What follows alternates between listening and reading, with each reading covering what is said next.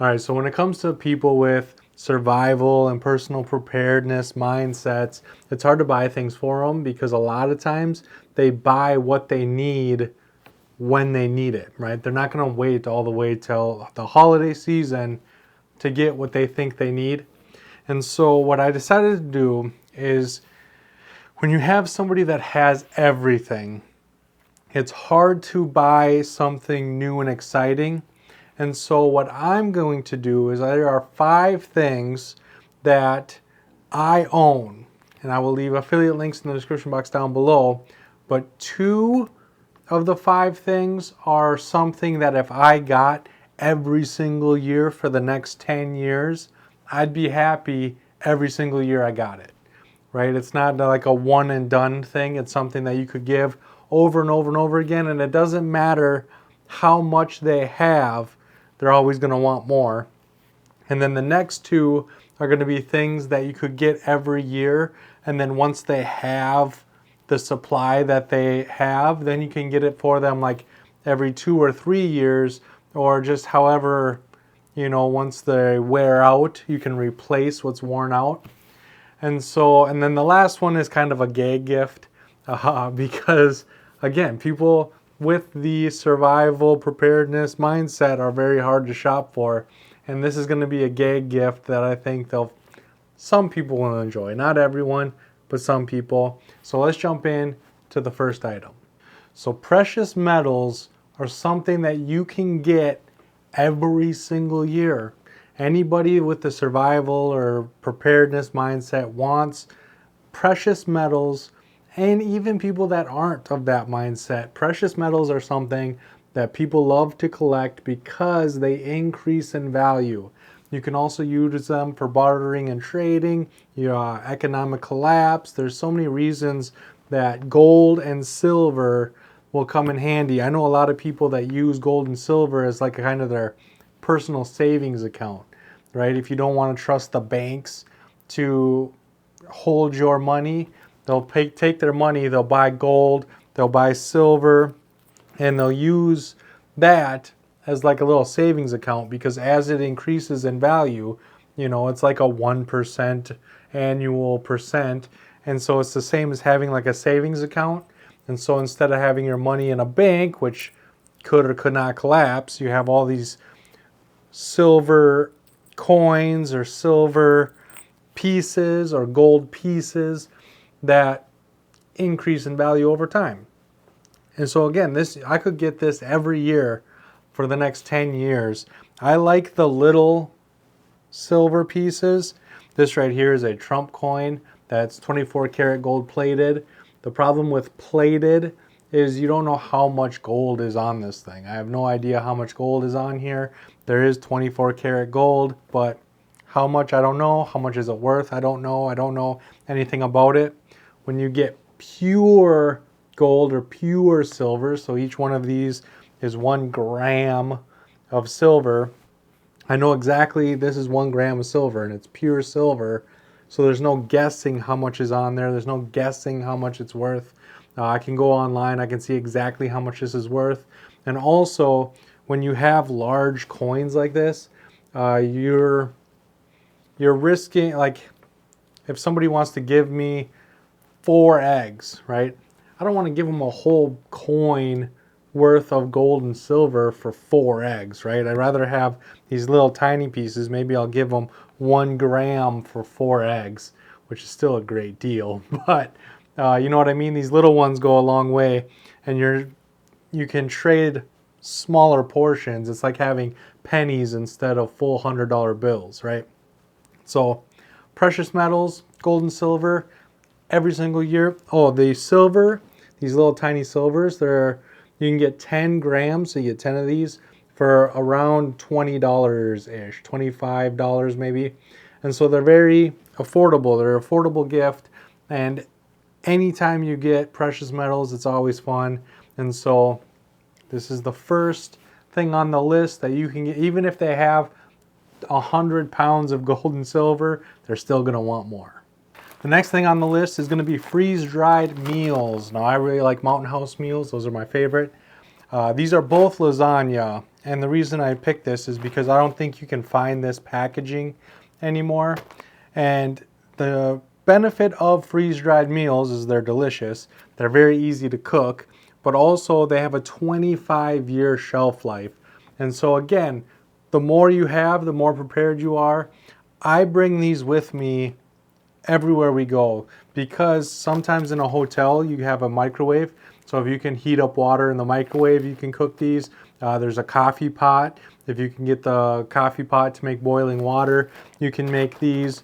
If you have a little stove, so here I got a little BRS burner and some fuel, so if I carry this and this, I have a meal, and all I need is a park or a rest area, or I can pull over almost anywhere, light this up, make myself a meal.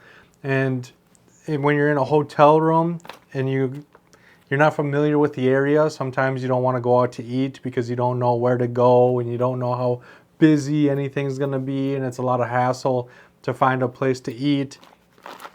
Mountain House meals, they're slightly cheaper than McDonald's, not by much, but slightly, depending on what you order, I guess, at McDonald's. But yeah, they're very delicious. They're easy to make. Not a lot of dishes. You cook them and eat them right out of the package that they're made in. You just need a container to boil water in, and you're off to the races. And again, because of that 25-year shelf life, I can store a lot of these meals, and I can take them camping, I can take them backpacking, I can take them when I travel. I can just keep them in the vehicle so that if something were to happen, I have food available. And again, you can store them in your car. They're sealed up, nothing's going to happen to them. And so you can never have enough freeze-dried meals. All right, and so then the next thing, this is something that if I got more batteries for Christmas this year, I would be happy, right? But you eventually get to a point where you have a lot of batteries. Once you have it all stocked up and you have a ton of batteries, I want rechargeable 9-volt batteries for the smoke detectors, and I want rechargeable button batteries for the key fobs and my remote for the camera and stuff.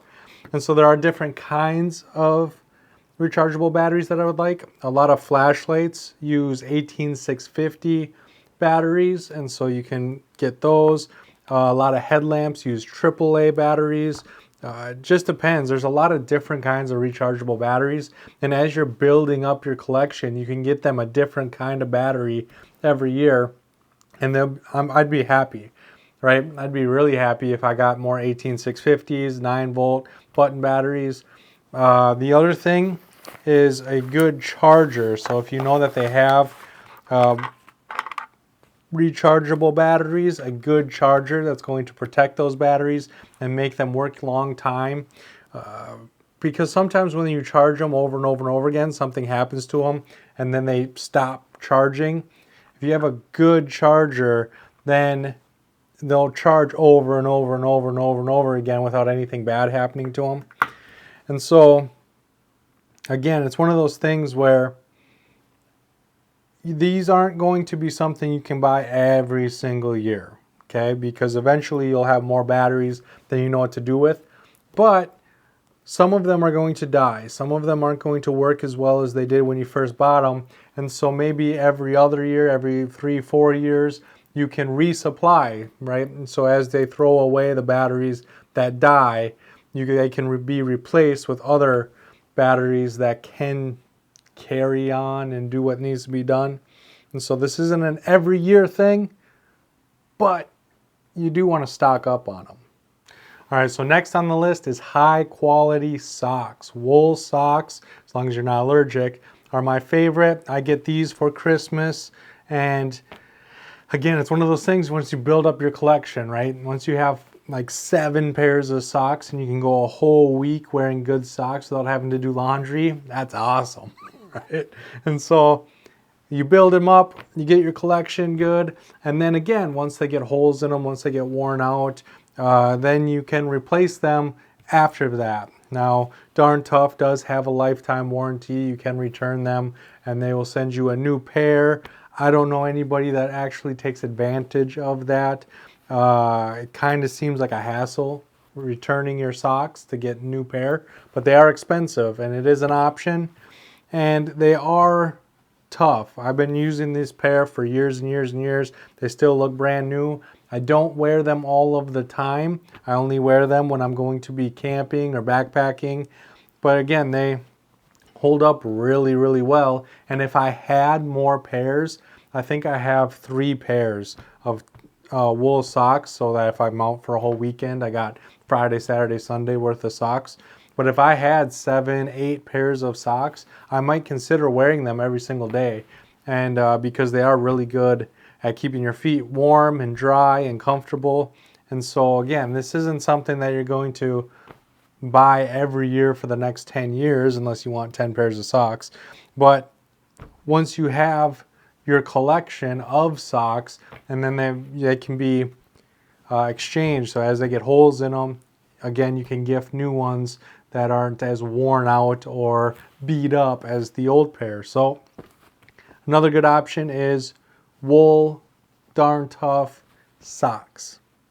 All right, so the 5th item before we get into the 2 bonus is it's a gag gift. Now, a lot of people that are in the survival / personal preparedness mindset are very serious, okay? They take the hobby very seriously. They are doom and gloom. And so this is kind of a gag gift / reminder that you don't have to take life so seriously, right?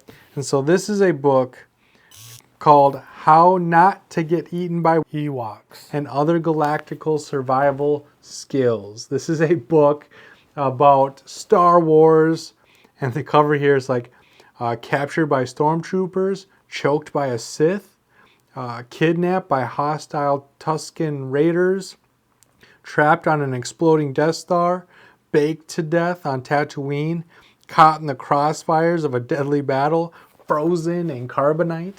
Right? It doesn't take itself too seriously. It's a Star Wars galaxy far, far away survival book.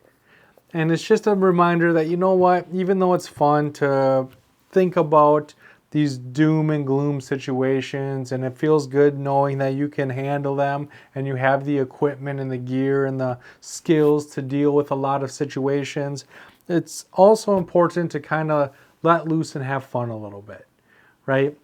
Not everything has to be end of the world. Not everything has to be so doom and gloom and chaos. Sometimes you can just let loose, have a little fun, and enjoy your hobby. It doesn't have to be something that consumes you, and, you know, just have fun, right? And this is a book that it's serious, like it's serious stuff. It tells you exactly how to handle different situations. The back says, the Star Wars galaxy is a dangerous place. Be prepared. Would you survive in the spice mines of Kessel? Could you escape from a giant space slug? From tackling extreme weather and finding shelter to avoiding social pitfalls, learn what to do to stay alive in a galaxy far, far away. And this is just a little fun book that I think people will really enjoy. And so I don't think a lot of preppers or survivalists own this book. And so it'll just be a fun little gag gift. All right, so bonus number 1 is a power bank. Oh, 73%. I need to charge this one. I use these all the time. I use these to charge things when I can't find, like if I'm at home even, right? And Caroline has her phone on the charger, and I don't want to put a charger on an outlet because, let's face it, it's behind the couch or it's behind a shelf, or, you know, I'll just charge my phone with this. And so that I don't have to deal with finding an outlet, and then I'll find an outlet later to charge this. Also, you can charge these with a solar panel. So if they have solar, they can charge these with solar and then use this to charge their phone. If the power goes out, you can use this to charge devices, charge flashlights, charge your rechargeable batteries. This is just one of those things that even if I have, like, I think I have 4 of these things. And having them is really nice because like when we were car shopping, my son would play his Nintendo Switch in the car as we were driving all over the state looking for vehicles. He was able to use one of these to recharge his Switch, and so that he wasn't bored the whole time and he wasn't bugging us the whole time, right? And so having these means that you can use them in all sorts of different situations. Your phone can always be charged. I don't like using the power port in my vehicle because a lot of times that fuse blows, and once that fuse blows, they're really hard to get to. And so I'll use power banks in my vehicle instead of the vehicle itself to charge phones. And so power outages, traveling, going anywhere, doing anything, even when you're at a friend's house. If I'm going and I'm spending the night at a friend's house, I'll put this next to the nightstand with my phone on it so that I was going to put my phone on it. It's about the same size as my phone.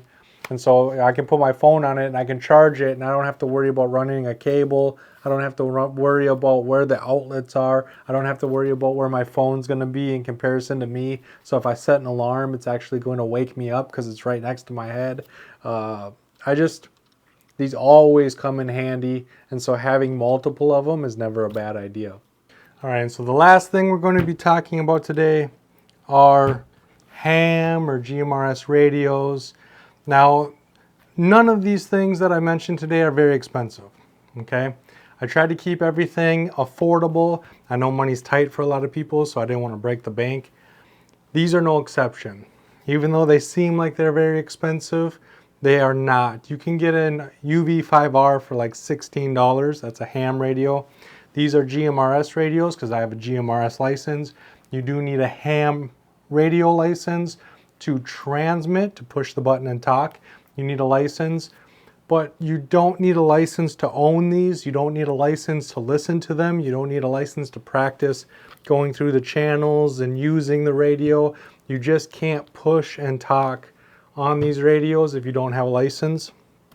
But everything else is possible. You can get different antennas. You can practice taking the antennas off and getting like base station antennas. You can see how much wattage they're using. There's a lot of things you can do with these that just are practice, right? And in case of an emergency, you can use them with no license. No restrictions or licensing is needed in an emergency. Whatever you need to do in an emergency, you can legally do. And so they're nice to just have. I know in Hurricane Helena, the people with communications, they mostly used ham, not GMRS, but the ham radios were how people communicated. That's how they got in touch with people and made sure that they were okay, found out what they needed. So communication is huge. When the power goes out and your internet router isn't working, you have no internet. You can't FaceTime, you can't Facebook message, you can't get a hold of people through any of that. When a hurricane came through or a tornado goes through and it takes out all of the cell phone towers, there's no cell phone signal. You can't call anyone, you can't do anything. And so radios work as long as they're within line of sight. And so if I have a radio and I have the capabilities of reaching my parents' house, I have the capabilities of reaching out to different friends and family members, it's a very good way of communicating. The other thing is, let's say I'm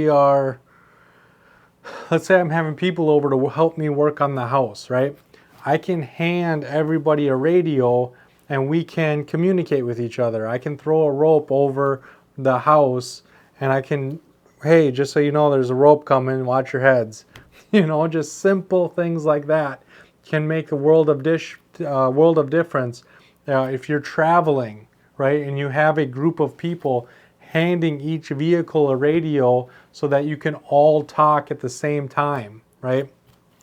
Hey, we need to stop to go to the bathroom. Well, all of the vehicles heard that, right? You don't have to text and drive. You don't have to call one person at a time.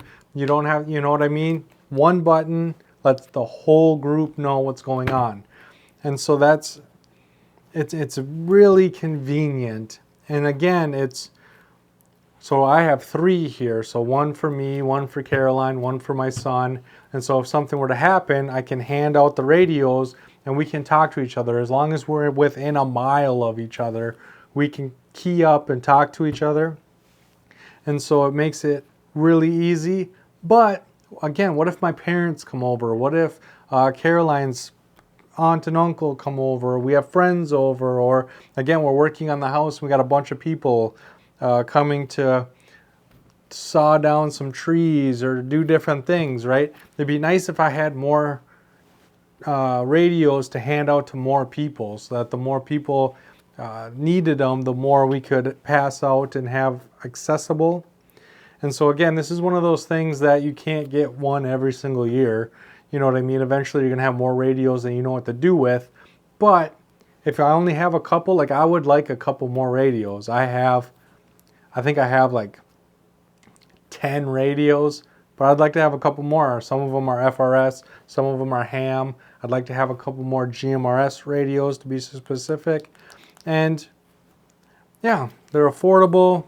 They're easy to use once you spend a little bit of time studying them, and it's a great way of communicating when there's no other way of communicating. They will work no matter what. As long as the battery is charged, you can key up and you can talk not only to the people that have walkie-talkies, but all my neighbors and all the people around me that have radios. I can talk to them as well. And as a neighborhood, as a group, we can all get information simultaneously. And so, really good option. Again, everything will be linked in the description box down below. Those are affiliate links. I do receive a tiny little commission for using them at no extra cost to you. And it just helps me buy all of these things. It helps me buy lights and lenses and microphones and stuff to show you guys. And on top of that, the other thing I want to mention is, because none of this stuff is expensive, I might be doing a second video where I go over more expensive options, like the big ticket items that people usually don't want to buy themselves because they're too expensive. If you want to see that video, make sure to give this one a like, make sure to share it, and don't forget to subscribe so you don't miss out on my next video. So thank you all so much for watching, and I cannot wait to see you on the next one.